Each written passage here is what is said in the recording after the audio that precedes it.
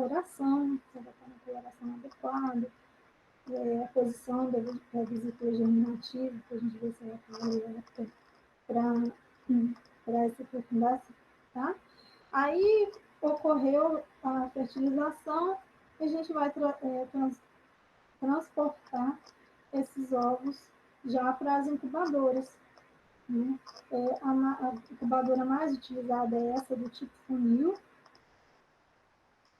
vocês já devem ter visto aí também, na piscicultura a gente tem dessa incubadora, e ela apresenta um fluxo de água constante, que vai entrar água pela base, né, em direção à parte superior, e manter esse fluxo aí. Esse fluxo, eles mantêm os ovos e depois as larvas, né, em constante movimentação, e também permite a renovação do volume de água. E aí a gente vai ter um ambiente adequado para esses ovos e larvas durante esse período. Bom, e aí também para registrar alguns fatores, né, que vão influenciar na embriogênese, no desenvolvimento do gameto, do embrião, e, consequentemente, na qualidade da prole, né? A gente tem a quantidade do vitelo, né, que ela vai influenciar no desenvolvimento do embrião. Em tese, quanto maior a quantidade de vitelo, mais lento o desenvolvimento embrionário, o tamanho do ovo, né, quanto maior o ovo, geralmente mais longo o período de incubação. A espécie também vai influenciar, né, as características e o conhecimento sobre a espécie, eles devem ser levados em conta. Os fatores ambientais, e aí a gente dá um destaque especial para a temperatura. A temperatura durante o desenvolvimento embrionário ela é muito importante, porque ela pode tanto acelerar quanto retardar a embriogênese. E, inclusive, se ela estiver muito elevada ou muito baixa, ela pode até provocar anomalias, né, nesse embrião, e aí a gente vai acabar tendo uma coisa ali que não é interessante. Aí, assim, os demais fatores de qualidade de água. E as características dos reprodutores, né, também vão influenciar a idade, tamanho, as condições fisiológicas, as influências genéticas, né? A gente deve evitar que ele não está com senilidade.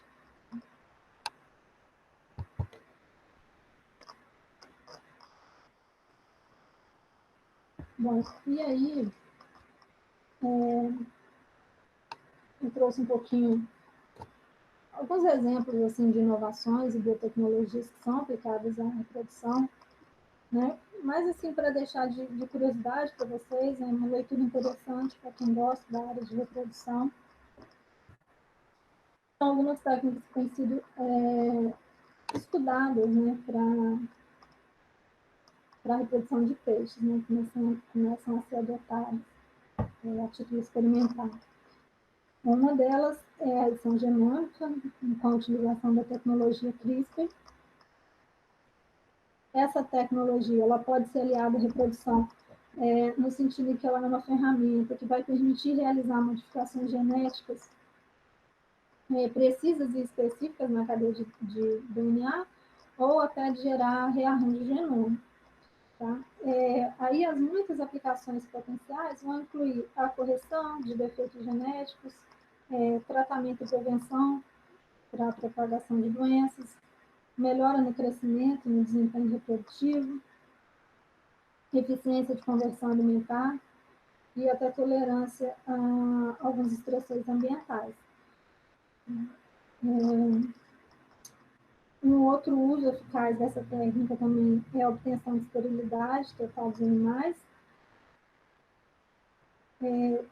que aí, no caso, né, da reprodução e quando ocorrem os escapes, às vezes acontece isso em produção, né, dos animais fugirem do ambiente e acabar caindo no ambiente natural. Nesse caso, não existiria problema, porque os animais seriam estéreis e aí não se reproduziriam. Porque o que a gente vê, inclusive na reprodução de alguns híbridos, é que de alguma forma eles podem ser podem conseguir reproduzir, né? E aí ele acabar cruzando no ambiente natural, e aí se proliferar, né? Vários casos assim já foram relatados. E aí, com essa manipulação, isso não ocorreria.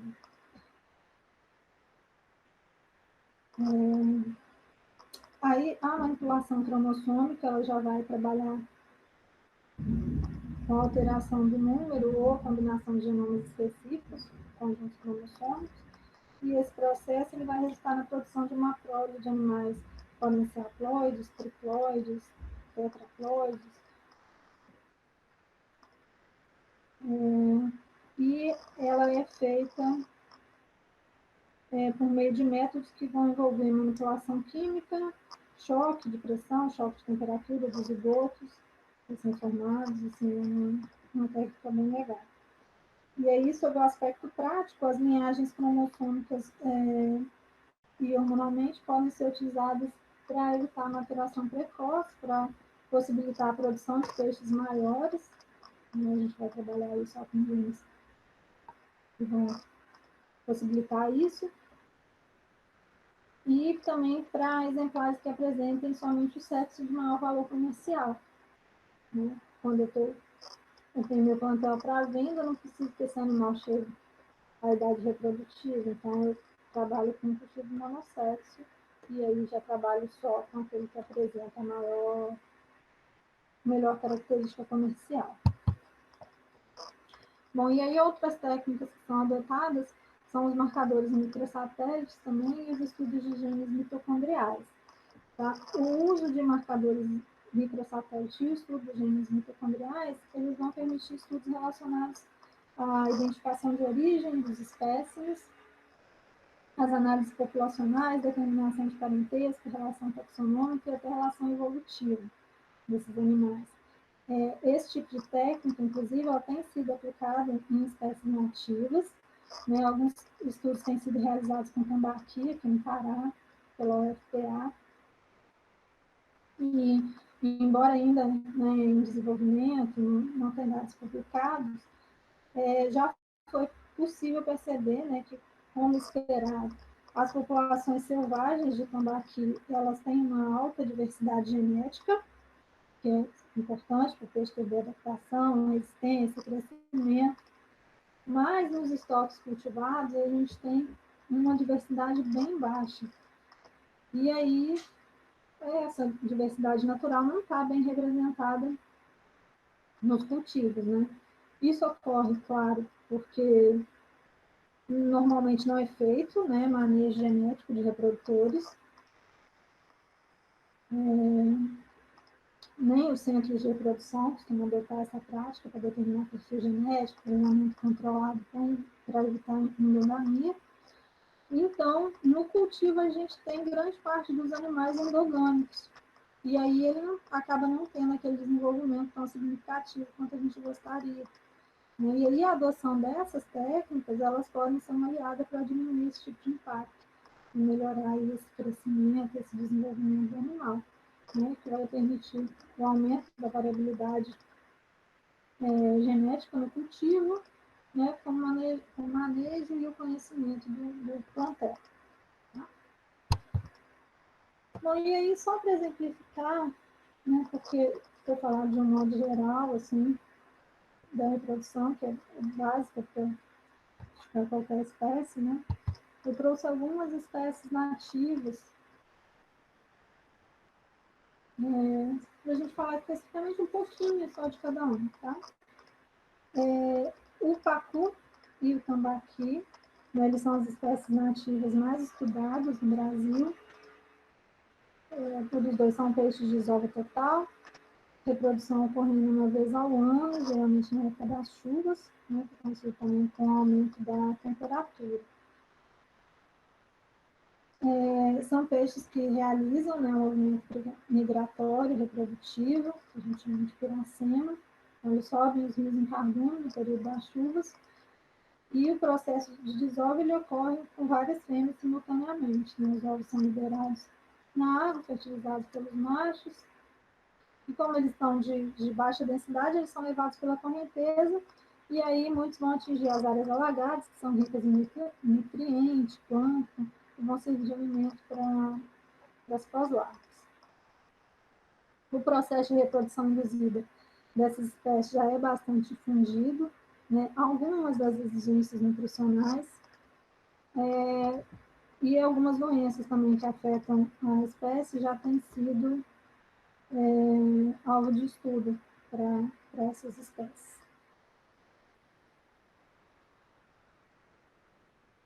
Um fato interessante, né, que no caso do tambaqui, até 11% do peso da fêmea pode corresponder aos óvulos. Né? E um óvulo de tambaqui ele pesa menos de 1 miligrama. Então, uma fêmea aí de 9 quilos, ela vai liberar quase 1 milhão de óvulos. Então, é uma espécie muito prolífera. A reprodução induzida dessa espécie ela já é amplamente dominada, né? Os conhecimentos de reprodução, nutrição, alimentação eles são razoáveis, mas ele tem alguns entraves para a produção, né? Um é a exigência de temperatura relativamente alta, então em alguns estados ele acaba não se adaptando bem, e o outro é a expansão do cultivo pela baixa adaptabilidade ao cultivo em alta densidade. Né? Geralmente no cultivo comercial a gente acaba precisando colocar os preços em alta densidade para aproveitar pequenas áreas, e aí o tambaqui principalmente não se adapta bem a esse tipo de cultivo. Então pode ser um dos motivos pelo qual não está tão propagado ainda. O pirarucu, né, é um peixe que nos últimos anos despertou grande interesse dos criadores de peixe. É um animal que apresenta uma carne saborosíssima, é um filé muito bonito, é natural que desperte esse interesse. Mas um dos maiores entraves para a consolidação do cultivo do pirarucu em escala comercial ainda é uma metodologia para reprodução planejada e controlada, né, para que aí se possa atender de forma regular a demanda do setor. A desova dele em cativeiro é espontânea, né, ele se desova de forma natural. A desova induzida da espécie ela é dificultada pelo grande porte desse animal, né, tanto por causa do manejo quanto pela quantidade de hormônio necessário. A gente falou lá atrás que o hormônio ele é proporcional ao peso do animal, a quantidade de hormônio que a gente vai aplicar. E aí a gente imagina, o pirarucu ele atinge a maturidade sexual com 40 a 60 quilos. Então, seria uma quantidade grande de hormônios que a gente precisaria para poder induzir esse animal. E quem já teve também a oportunidade de assistir um manejo dessa espécie já deve ter observado que não é um manejo super tranquilo, né? Um animal grande que se debate. Inclusive, a gente tem aí várias histórias interessantes de acidente com pirarucu em cultivo, né? Se olharem no YouTube, vocês vão ver muitas cenas que já dá um certo receio de ficar manipulando o animal. A fêmea ela tem uma peculiaridade, né, que é possuir apenas o ovário esquerdo, e eles são animais que têm cuidado parental, né, o casal vigia a prole até começarem a se alimentar, eles ainda têm um certo cuidado com os filhotes, eles nadam junto com eles. E aí, o que geralmente ocorre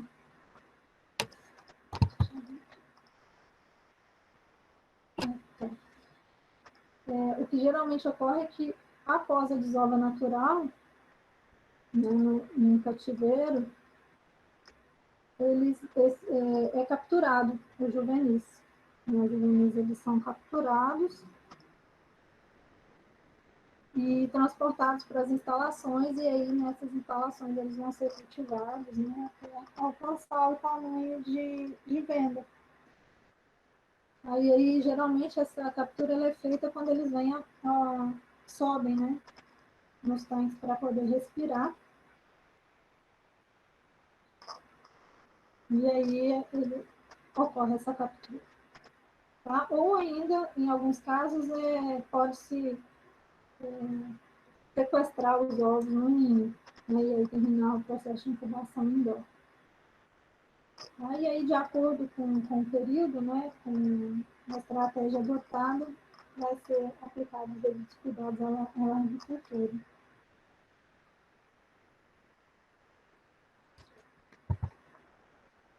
Bom, o tucunaré é uma espécie também que apresenta uma grande chance de inclusão no plantio de peixes cultiváveis, porque ele produz características organolépticas excelentes na sua carne, é uma carne muito saborosa. E além dele ser apreciado também para a prática esportiva, né? Então, da utilização em pescais. É uma espécie que tem reprodução parcelada, baixa fecundidade, né? O casal ele constrói ninhos, né? E eles têm cuidado parental também. A maturação sexual dessa espécie é atingida entre 12 e 18 meses. Aí, na época de reprodução, o macho desenvolve uma protuberância escura, né, que é uma reserva de gordura, na realidade, entre a cabeça e a nadadeira dorsal. Essa foto ilustra um pouquinho isso. Para suprir a carência de energia do período em que ele vai cuidar dos filhotes, porque nesse período ele para de se alimentar. Aí, em cativeiro, a desova, ela geralmente se dá de forma natural, e aí é feita a coleta manual das larvas, que vão ser levadas para a incubadora, né, para terminar o processo de crescimento, e podem ocorrer até 2 desovas no ano. O lambari, ele em condições, outra espécie que em condições adequadas, ele desova naturalmente. Então, aí o preparo do tanque, a água de qualidade, ele vai desovar. A gente utiliza geralmente uma proporção de 3:1, são 3 machos para cada fêmea, né, com a densidade de até 10 peixes por metro quadrado. Ele é uma espécie que tem reprodução parcelada, e aí pode ter de 3 a 4 ovos durante o ano. Mas, se quiser também um maior controle da produção, né, o planejamento, a otimização da produção, é uma espécie que também aceita a desova induzida artificialmente, tá? Com a aplicação de hormônios indutores. E aí, nesse caso, a incubação dos ovos ela pode ser realizada, né, seguindo as práticas comuns lá de cuidado, e chega a alcançar até 95% de sobrevivência de larvas. Aí a produção de lambari ela não atende só ao mercado de mesa, né, mas ele também atende a produção de isca, né, para pesca esportiva ou não. E aí essa questão de mercado é algo que vai variar muito conforme os hábitos da região. Né? Talvez a gente pense assim, para a nossa região aí, você pense assim, não vai ter saída de vender lambari para isca, será? Mas se você viajar ali para a região do Mato Grosso, por exemplo, onde o pessoal tem o hábito, né, de pescar todo final de semana, você já vê que teria sim um mercado para isso. Né? E tem sido feitos alguns testes também com lambari para pesca não esportiva, né? Para pesca no mar, por exemplo, para pesca de atum.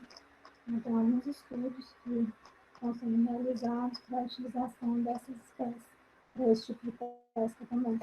Né? Pelo fato da produção ter bons resultados. Né? E aí, para dar uma resumida, porque é bem parecida a situação, né, de todos eles, esses outros peixes aí, como o dourado, o jundiaí, o matama, o caixão, pintado, piracanjuba, e aí também a piatara, piaçu, piara, piau. Todos eles são peixes de piracema, né? Então eles precisam da indução hormonal para efetivar a desova em cativeiro. Para todos esses peixes que eu mostrei aqui, eles fazem parte de uma lista, que são, me parece, 52 espécies consideradas promissoras para o mercado de nativos. E aí, assim, o que é importante a gente frisar? Que para todas essas espécies é importante que a alimentação seja nutritiva, né? Em especial nesse período pré-reprodutivo, para que possam gerar ovos de qualidade. As técnicas são semelhantes, e aí o que deve ser observado é o hormônio para qual espécie tem melhor resposta para ser utilizado. E antes de encerrar essa parte também, é importante a gente lembrar, né, que a reprodução artificial, ela, além de ser importante para a reprodução desses eufílicos, ela também possibilitou o cultivo dos híbridos. Né? A gente só consegue adquirir os peixes híbridos a partir da reprodução artificial. Né? E hoje em dia a gente tem muitos híbridos com potencial de cultivo em alguns lugares. Temos até mais híbridos sendo cultivados, né? Em função da boa resposta que eles dão por serem mais resistentes, mais produtivos, né? Trazer o melhor das duas espécies ali que deram origem a esse animal. Então, a indução é muito importante nessa área. E aí, não podia deixar de falar um pouquinho, né, dos ornamentais. Para os ornamentais, a gente tem técnicas reprodutivas conhecidas para várias espécies, né, e os estudos eles são realizados de acordo com a demanda. Né? Se eu tenho um peixe que tem grande demanda no mercado, então ele vai acabar sendo estudado. E aí, só para deixar a apresentação mais bonitinha, né, fazer uma foto de ornamental para dar uma enfeitada. A gente tem aí na foto os neons, né, que desovam em cativeiro, geralmente só com controle de água, de cultivo, né, como indutor para desova. O apaiari, que foi por muito tempo utilizado como espécie de corte, né, na realidade em alguns lugares ainda é. Aqui na região, por exemplo, a gente encontra na feira para corte, né, muito raro você encontrar apaiari para ornamental. E ele desova também, faz a formação de casal, né? Desovam naturalmente. Geralmente, a gente coloca, nesse caso, alguns substratos para que eles desovem, pode ser ladrilho, tijolo, alguma coisa desse tipo. E depois a gente tira os ovos para incubação. E o acará-disco e o acará-bandeira, que também desovam naturalmente em cativeiro, são animais que cuidam da prole. No caso do acará-disco, após a eclosão, as larvas elas vão para o corpo, né, dos pais e vão se alimentar de um muco que é secretado por eles, né, nessa fase. E aí, para disco, a gente só retira do contato dos pais depois dessa fase, né? Não é interessante de tirar antes. Tem todo um estudo a respeito dessa parte, mas enfim, só tira depois desse período. E a bandeira ela possui as características de reprodução bem semelhantes ao disco, que os desovam num substrato qualquer, ocorre a fertilização, mas não tem essa parte de alimentação com muco, né? E todos esses dois, né, principalmente o disco e a bandeira, vocês podem acompanhar aí com facilidade, né? A gente tem bastante desova desses animais aí.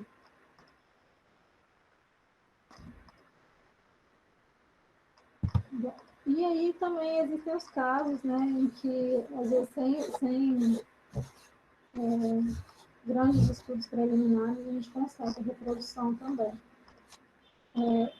Esse aqui é só um exemplo que eu quis trazer de uma espécie de ornamental, a carizebra,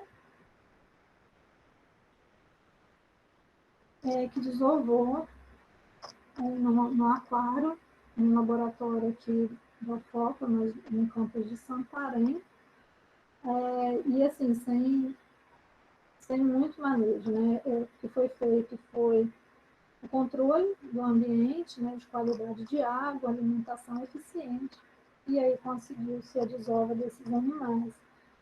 E aí eu achei interessante trazer, porque são casos que ocorrem, né, muitas vezes em cativeiro, por ser uma espécie ameaçada, mas se essas reproduções elas continuarem ocorrendo, ela é promissora tanto para o mercado quanto para o trabalho de ecologia de população. Então, foi uma situação interessante. E aí, para a gente finalizar, eu já falei, tá? Então, o conhecimento, né, da anatomomorfologia, bem como os mecanismos neuroendócrinos de sinalização molecular, fazem-se importante no estabelecimento de protocolos reprodutivos que vão visar a eficiência reprodutiva de peixes e, por sua vez, tem sua importância ressaltada devido à preocupação com a exaustão de estoques de algumas espécies de peixe na natureza. A compreensão desse processo reprodutivo ela torna-se ainda mais difícil quando é considerada a ampla gama de espécies existentes. Nós sabemos que existem alguns mecanismos envolvidos na reprodução que são espécies específicos e ainda não são compreendidos, então ainda precisam ser estudados. Vários mecanismos fisiológicos ainda precisam ser estudados e a descoberta desse novo conhecimento pode ser facilitada pelas aplicações de tecnologias, algumas foram mostradas, né, incluindo a genômica, transcriptômica, metabolômica, proteômica, informática, biologia de sistemas e até epigenética. E, de forma geral, né, conclui-se que o conhecimento da eficiência reprodutiva das diferentes espécies de peixes nativos é possível otimizar a reprodução, principalmente das espécies migradoras, e dessa forma obter mais larvas e legumes de boa qualidade com menor custo, tendo assim a possibilidade de expansão constante da atividade. E assim, a gente pode falar que os estudos eles são sempre necessários, né? E agregar o conhecimento de outras áreas à reprodução podem trazer os resultados mais promissores para o setor. A gente viu aí que a nutrição ela influencia muito na reprodução, né, a qualidade de água, então não é uma fase que se trabalha sozinho, né? A gente precisa de vários conhecimentos agregados para conseguir aí uma reprodução de sucesso. Bom, então era basicamente isso. Eu tentei fazer um resumo, acho que eu passei até um pouquinho do tempo, né? Mas é porque realmente é um assunto bem extenso e é difícil resumir tudo. Então, eu tentei responder alguns questionamentos que tinham sido feitos ao longo da apresentação, né? Inclusive, alguns você chegou a falar, né, ô Marcela, durante. Eu até tô com essa lista aqui também. Você quer responder por aí? Pode ser. Deixa eu só sair daqui. Tá. Pessoal, quem tiver alguma dúvida também, alguma pergunta para fazer para Marcela, pode colocar aí no chat que eu leio para ela.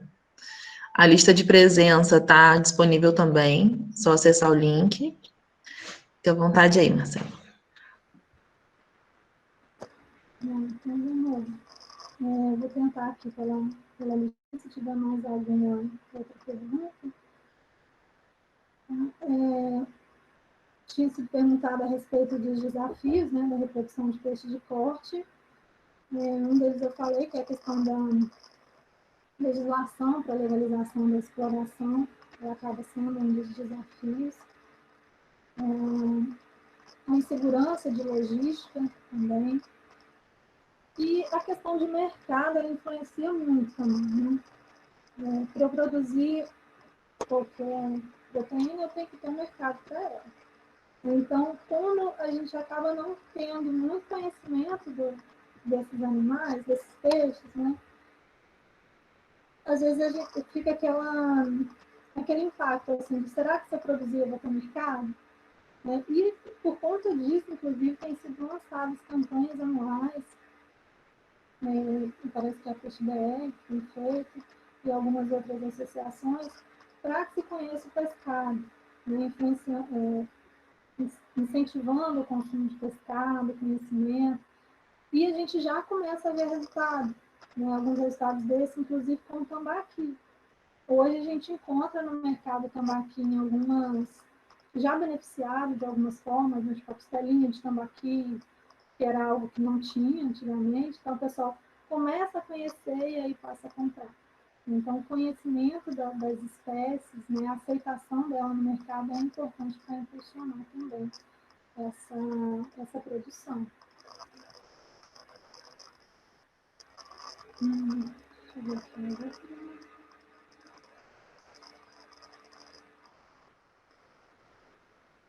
Aí perguntou a respeito da reprodução, se ela é dependente exclusivamente de alterações ambientais e de metabolismo, né?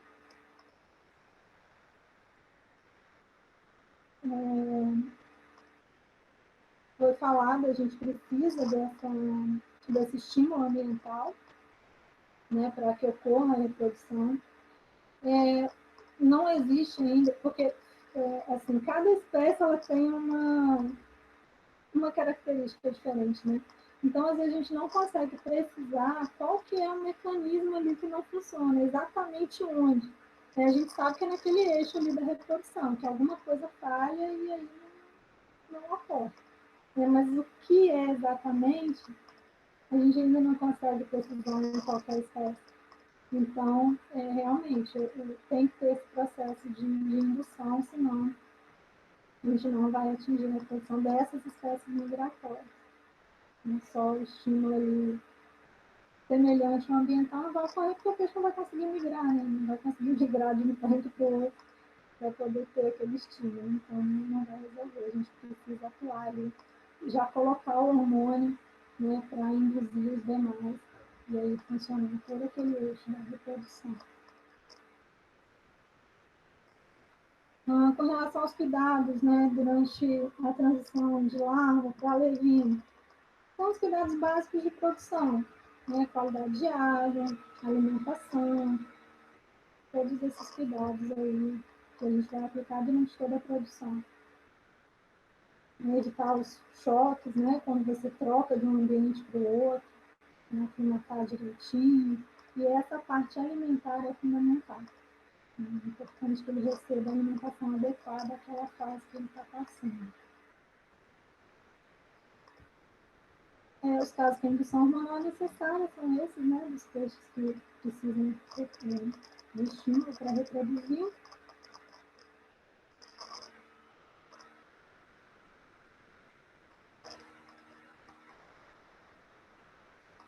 Aí, como ocorre a reprodução artificial dos peixes eufílicos, né, que já deve ter ficado mais claro durante a apresentação. Deixa eu ver se está aqui. E perguntou dos híbridos, né? Com relação aos híbridos.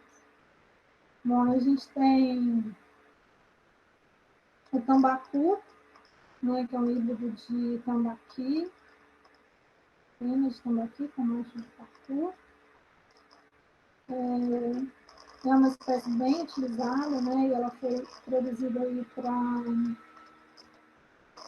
para ser mais resistente, para justamente conseguir apresentar uma resistência maior às baixas temperaturas, que é um dos problemas que a gente tem na produção do tambaqui. Ele precisa de grãos de temperaturas mais altas para ser produzido, então foi uma forma de tentar fazer com que a gente tivesse uma espécie com características semelhantes, mas que se adaptasse a esses ambientes, né? A tambatinga também é um peixe bastante produzido.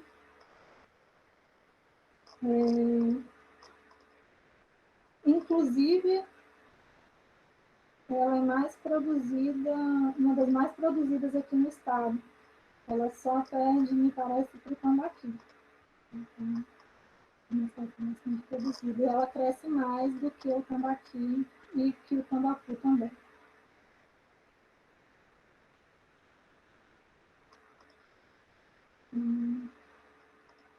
Aí tem também os híbridos de caixara, né? Também são bem produzidos, bastante produzidos. Mas que eu estou lembrando aqui, assim, eu tenho bastante.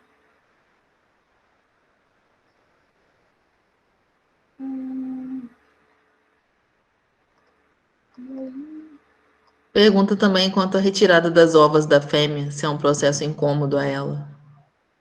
Então, né? Porque, assim, aí tá, mas é porque são dois processos. Tem o processo de canulação e tem o processo de extrusão. Né?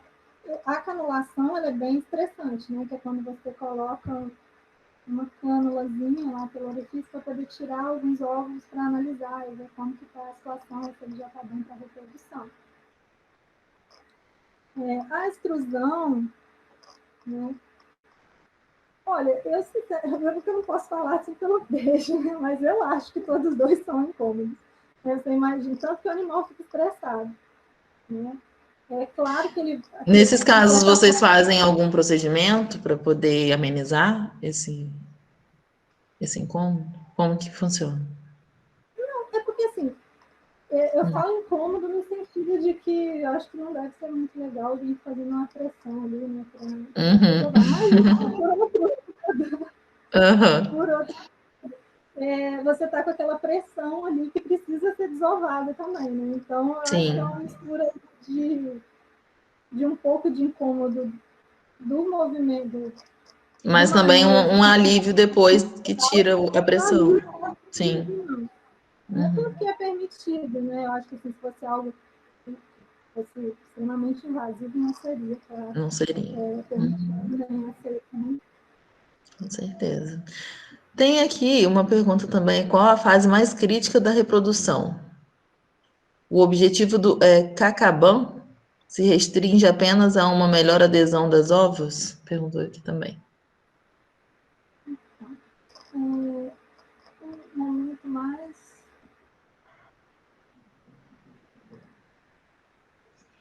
Como é que é o da reprodução? É o momento mais. Tá, qual a fase mais crítica da reprodução? Olha, eu acho que aí pode ser tanto a parte da resposta à indução, né? Porque se ela não ocorrer, a gente não vai ter reprodução. E aí, pensando em todo o processo de reprodução, eu acho que é a fase de incubação e ali de larvicultura, que é um processo onde costuma ocorrer grandes perdas, né, por conta de manejo, por causa de resistência, de ovos, de larvas. Então, acho que seriam essas duas fases. O cacaban, a função do cacaban é servir de substrato para desova. Né? Ele simula, não sei se todo mundo já viu um cacaban, a gente tem várias formas de fazer um cacaban, né? Para ornamental, às vezes, quando o lugar é menor, um aquário menor, a gente costuma fazer com uma bolinha de isopor e colocar umas linhas penduradinhas, a gente chama de bruxinha também. Fica tipo um pompomzinho, né? Um pompom mais comprido. E aí ele vai servir, ele vai simular raízes, né? Como se fossem raízes aquáticas. Então, ele vai servir de substrato para a desova. Às vezes a gente utiliza ele, ao invés de utilizar algumas macrófitas, por esse fato de manipulação. Né? A macrófita ela pode soltar alguma partezinha da raiz, acabar prejudicando a qualidade de água. Ali não, você sabe que é uma linhazinha, ela não vai prejudicar, o peixinho vai ficar feliz, vai ver que ali é um lugar legal para ele desovar, vai ocorrer desove e aí você vai resolver esse problema. Em tanques maiores, mas a gente usa cordas maiores também, né? Dependendo do tamanho do peixe. Já bate de acordo. Eu acho que é isso. Foram todas respondidas. Gente, mais alguma pergunta? Alguém? Para a gente finalizar. Não? Podemos finalizar, então. Manuel. Eu queria aproveitar, né, dar os parabéns a Marcela. Faz um tempinho que eu não vejo a Marcela. Mas, Marcela, deixa eu te explorar um pouquinho. Você falou do tambaqui, da variabilidade genética, né? Uma coisa eu acho que é muito interessante, historicamente, os tambaquis que a gente cria, ou criava até a década de 2005, 2010 no Brasil, né, os anos 2005, 2010, eram quase todos vindos de Iquitos, no Peru. Né? Eles vieram e o pessoal foi reproduzindo, a gente nem usava o material genético nosso.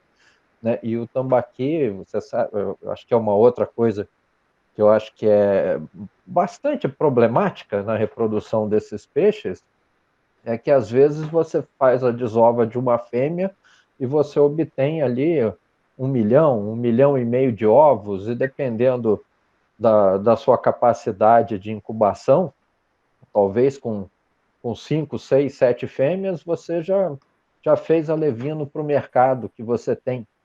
E então você acaba que todos os anos vai reproduzindo aquelas mesmas fêmeas, né? Os peixes duram bastante tempo. Então, acho que tem a questão da variabilidade, a questão do melhoramento genético, mas o que mais me preocupa, que, assim como entrave, é a questão da sazonalidade, né? Da gente só ter o filhote uma vez por ano, né? E a dificuldade de adensar peixe, né?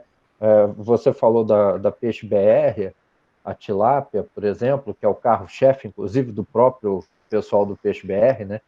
E no caso da tilápia, você tem peixe de 1º de janeiro a 31 de dezembro nascendo, nem que seja em alguma parte do Brasil, se não em todas, mas em alguma parte.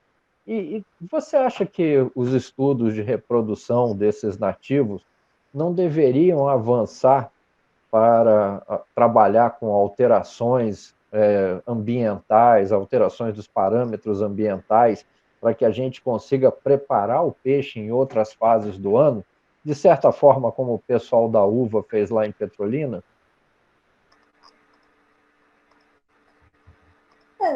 Deveria. Com certeza, se a gente conseguisse, eu acho que ter esses animais durante todo o período, conseguir chegar nessa questão nesse pontinho que faria com que a reprodução fosse possível, sim, só que o que eu vejo é que às vezes tem pouco incentivo também para esse tipo de estudo. Né? Acredito que, mais uma vez, que o mercado também impacte muito nisso. Eu acho que se tiver grande procura, acaba induzindo, né, a necessidade. Não, peraí, a gente precisa ter para ofertar.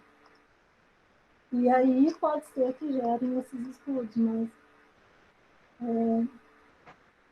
talvez com essa parte agora também, né, que está o pessoal aprimorando mais, envolvendo mais a parte de estudos, até de genéticos mesmo, talvez chegue a uma forma melhor. Não sei. O ideal era que a gente conseguisse fazer isso, né? Para ter essa oferta geral. Eu acho que tem um certo tempo para fazer essas coisas, Marcela, porque veja só, se você olhar a população de diversas partes do mundo, consumia há 3, 4, 5 mil anos atrás diversos tipos de mamíferos, né? E aí foram reduzindo e hoje em dia todo mundo consome boi e porco, praticamente, né? Boi e porco representa 90 e tantos por cento do consumo de carne de mamíferos. Quando você pega peixe de cultivo, né, no Brasil mesmo, que tem uma época de repúdio à tilápia, hoje a tilápia vem dominando, os peixes nativos, inclusive, em alguns estados estão diminuindo a produção, e aí eu fico muito preocupado, né, quando você fala de mercado, né, eu fico pensando na questão dos abatedouros, dos frigoríficos, porque você começa a ter um maquinário especializado para tilápia, né? E com isso facilita o mercado, né? A cadeia produtiva, e aí quando você entra com o tambaqui e resolve o problema da reprodução, o tambaqui chega no frigorífico e não tem as máquinas para ele, né? Talvez tenha que ter uma outra sala, um outro frigorífico. Eu estou aqui na frente de um computador, apesar de eu estar no celular, estou na frente do computador, o teclado é o QWERTY, CURT, né? Que existem várias opções de teclado, mas essa foi feita, o pessoal começou a vender bem, as letrinhas são as que se mais usam na língua inglesa, mas em vez da gente ter um teclado para a língua portuguesa, vamos fazer esse para o mundo inteiro. Então deve ter teclados diferentes, mas devem ser caros, né? A fabricação desse teclado não deve seguir o mesmo ritmo. E aí eu fico com medo de que a tilápia acabe dominando tanto no país que na hora que você chega com uma boa produção no frigorífico, o cara do frigorífico vai te falar, olha, quando entra tilápia aqui, eu consigo, com 10 centavos, eu consigo transformar 1 quilo de tilápia em 300 gramas de filé, porque está tudo otimizado com máquinas. Quando entra o tambaqui, me custa R$ 2 para fazer a mesma coisa, porque o rendimento do operador é menor. A gente não tem máquina para filetar atum, mas o atum vale alguns milhares de dólares, né? Então compensa fazer, e ele é muito grande também, né? Então eu fico com medo de, como você falou, né? Tem o mercado, falta financiamento, mas se tudo não vier ao mesmo tempo agora, né? Daqui a algum tempo eu acho que o domínio vai ser tão grande que a gente vai estar voltando com esses animais para lazer, para coleções, para ornamentação. Então, acho que tem que ser agora o investimento nele. E tem essa questão do mercado também, né, Manuel? Que não é o mercado assim de eu quero ir ali na peixaria e comprar o peixe pronto, mas é um mercado em grande escala mesmo, né? De você ter aquilo ali disponível, da pessoa, daquele valor, às vezes daquele alimento subir, você fala assim, não, subiu, mas eu vou pagar, igual a gente paga para picanha, por exemplo. É que chegou aí a R$ 50 e o povo não deixou de comer picanha. Então, a gente tem que chegar nesse nível assim. Aqui, hoje, por exemplo, a gente está no meio da Amazônia, né? E o tambaqui que vende aqui na feirinha vem do Mato Grosso. A gente não tem produção suficiente para o estoque daqui, por exemplo. Então, assim, é uma coisa muito louca, assim, que ocorre com o mercado de nativos. Mas tem esperança que um dia ainda cresça, que se desenvolva. Né? A reprodução de tambaqui, me parece, o Manuel, que é bom com datas, ele vai me corrigir se eu errar, mas me parece que o primeiro tambaqui que foi reproduzido artificialmente foi por volta de 84, 85, alguma coisa assim. Então, assim, é bem recente, né? Super jovem ainda, assim, 30 e poucos anos. Então, acho que a gente ainda pode evoluir muito ali. Obrigado, Marcela, e parabéns pela palestra.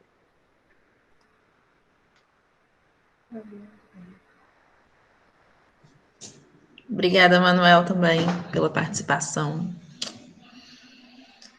Gente, então é isso.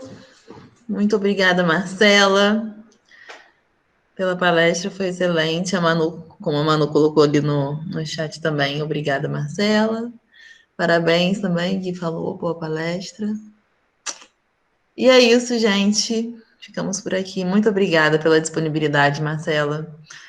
Eu que agradeço também. Boa noite. Boa noite. Tudo de bom.